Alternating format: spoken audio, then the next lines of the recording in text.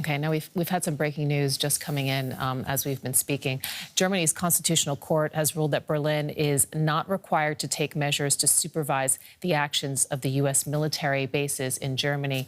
This is the court rejecting a case which was brought by two Yemenis whose relatives were killed back in 2012, back in a drone strike then, whose operational data went through the U.S. Ramstein airbase in Germany. Now, the judges here, they are rejecting their argument that Germany had violated the right to life by allowing this operation to continue on its soil.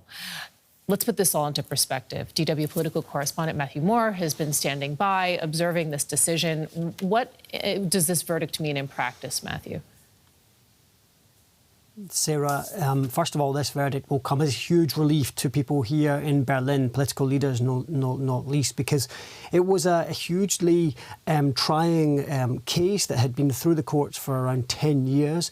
And what the judges in the Constitutional Court today have done is they've said that they have dismissed the claim brought by these two Yemeni men.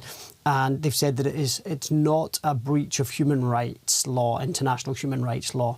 And this was a significant case because what was at stake was whether or not Germany has a duty under international law to protect third nationals abroad. So in this case, it was Yemeni citizens who were allegedly victims of a US drone strike in 2012.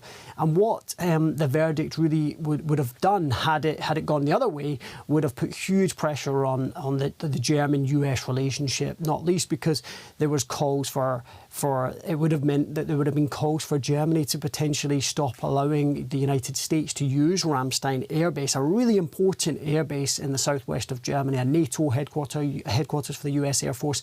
Then it would have said that they would maybe have to stop using that to carry out satellite relays, which is essentially signals that the US sends between the United States and to drone operators operating in the Middle East in this case.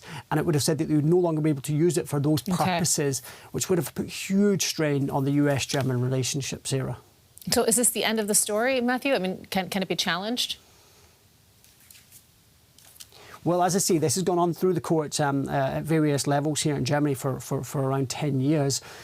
At the moment, that is the final word from the Constitutional Court. There is no higher German court. This is the top court. However, it remains to be seen yet. I mean, the judges are still reading out their verdict, and the people that have brought this case will be digesting that verdict in the coming hours.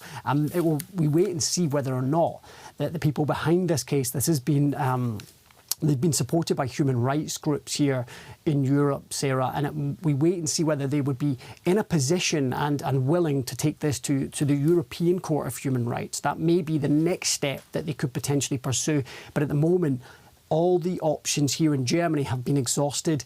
And as I say, this court case and this court ruling this morning will come as a huge relief to Germany, to Germany's defence leaders, to its political leaders, because it really takes the pressure out of what could have been a massive headache for German political leaders had the judges decided that Germany had to do more to stop the United States from using its facilities here in Germany to commit and carry out breaches, alleged breaches of humanitarian law.